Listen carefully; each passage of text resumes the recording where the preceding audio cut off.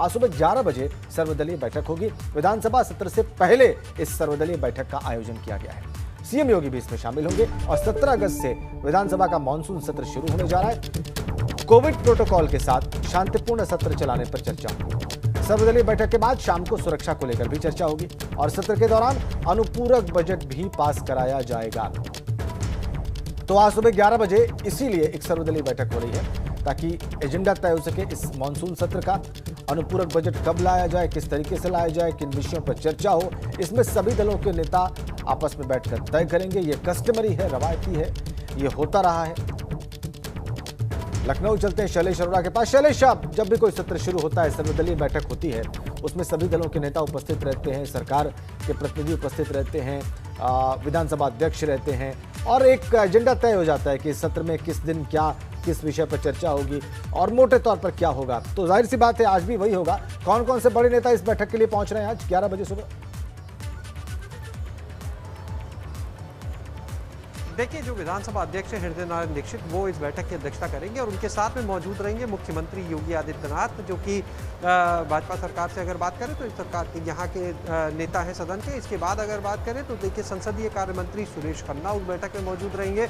अगर विपक्षी दलों की बात की जाए तो समाजवादी पार्टी से राम गोविंद चौधरी हैं, कांग्रेस से बात करें तो राधा मिश्रा मोना है, बसपा के प्रतिनिधि होंगे जो विधानमंडल दल के नेता हैं।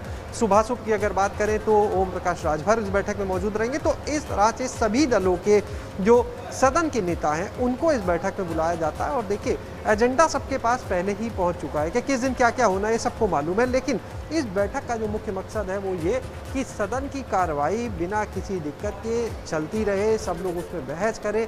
लेकिन आमतौर पर जैसा हमेशा देखा जाता है, जब भी विधानसभा सत्र होता है, विपक्षी जो है वो निश्चित रूप से जो मुद्दे होते हैं विभिन्न, उनको लेकर जब मुद्दों को उठाते हैं तो हंगामा भी होता है सदन में। इसकी वजह से सदन की जो कार्रवाई है उसको स्थगित करना पड़ता है। हमेशा ये देखा गया है कि कभी भी सदन जो है जितने निर्धारित समय के लिए उतना नहीं चल पाता है। यही वजह है कि एक बार पहले सर्वदलीय बैठक बुलाई जाएगी। आज उनसे एक औपचारिकता के तौर पर यह बात की जाएगी कि सभी लोग सहयोग करें, सदन को सही से चलाने में इस पर मंथन होगा और उसके बाद कल से सदन शुरू हो जाएगा।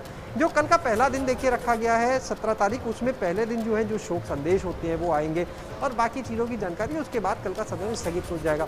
20 तारीख बहुत महत्वपूर्ण है, जिस दिन अनुपूरक बजट योगी सरकार अपने वर्तमान कार्यकाल का आखिरी अनुपूरक बजट जो है वो पेश करेगी और उसके बाद देखना ये है कि उस पर किस तरह से प्रतिक्रिया रहती है विपक्ष की, क्योंकि विपक्ष जो है आगे चुनाव आने वाले हैं। जाहिर सी बात है कि इस बार का जो सदन होगा वो पिछली बार से अगर हम तुलना करें तो सबसे ज्यादा हंगामेदार हो सकता है। अलग अलग मुद्दों पर, चाहे वो किसानों का मुद्दा हो, चाहे वो महंगाई का मुद्दा, इन मुद्दों पर निश्चित रूप से विपक्ष जो है वो सरकार को घेरने की कोशिश भी करेगा सदन में।